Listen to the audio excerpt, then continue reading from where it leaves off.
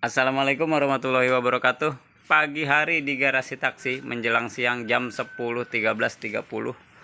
Hari ini kita ada apa aja? Kita lagi mau bahas tentang turun mesin. Jadi kira-kira turun mesin itu penyebabnya apa aja? Buat teman-teman yang masih bingung masalah turun mesin, tonton terus videonya sampai selesai. Jadi hari ini ada satu Yaris yang mau kita naikin, sekalian kita ngobrol. Sama nanti kita mungkin setelah ini kita akan masuk ke Picanto sama Gen 2. Tonton terus, jangan lupa like, komen, dan subscribe.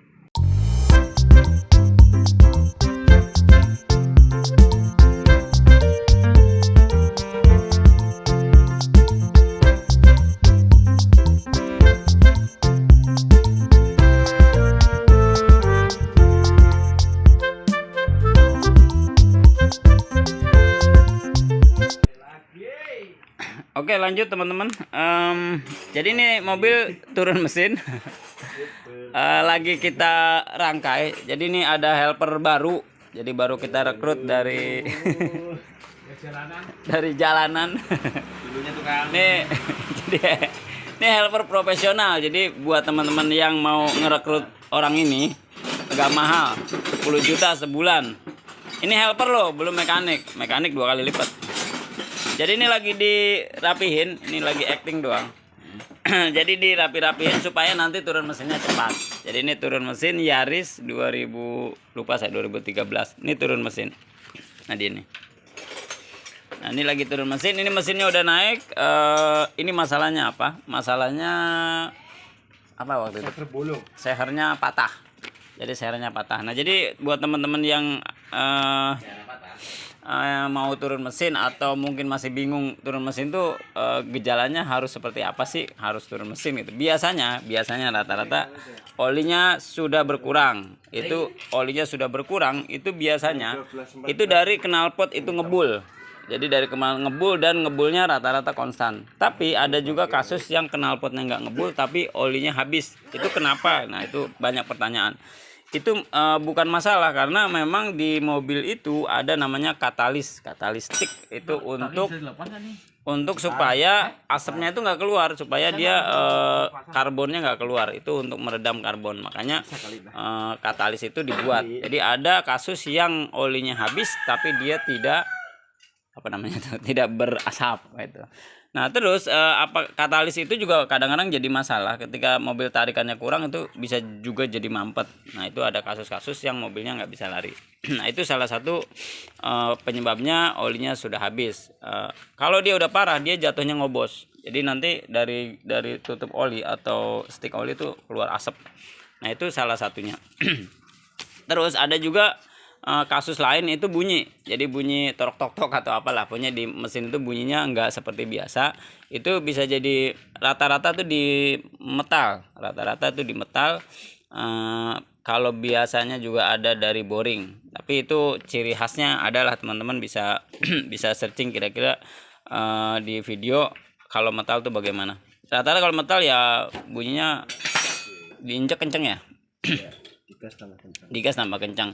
Kalau dia boring itu di gas itu tambah kencang tapi hilang. Itu perbedaannya tuh. Kalau boring itu ya tok hilang dia. Bedanya begitu. Kalau mau lebih jelas ya mampir ke garasi taksi. Nah kurang lebih seperti itu penyebabnya teman-teman yang harus turun mesin.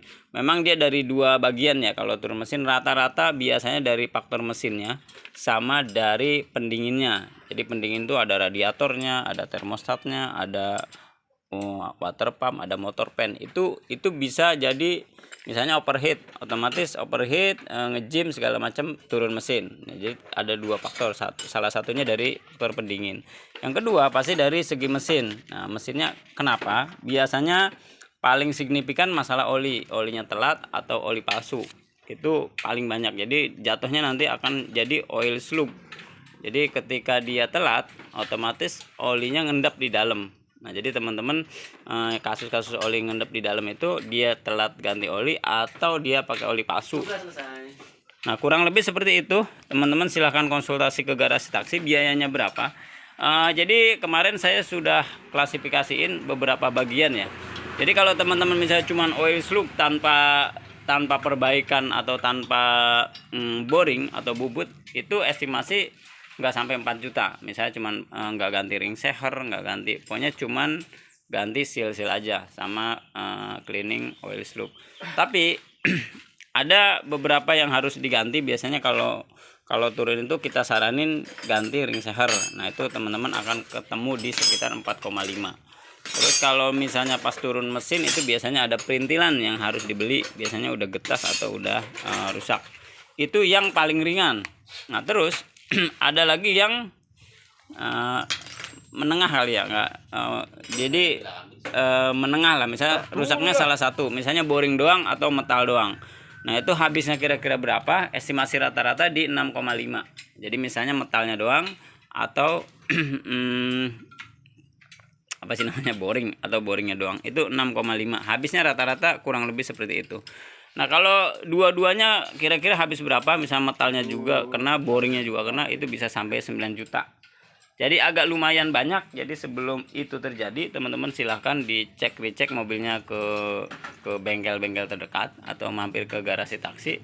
Kira-kira mobilnya harus seperti apa? Misalnya ini udah aman, nggak harus turun mesin, tinggal perawatannya. Jadi tinggal teman-teman disiplin untuk perawatan. Terima kasih, mudah-mudahan bermanfaat. Wassalamualaikum warahmatullahi wabarakatuh.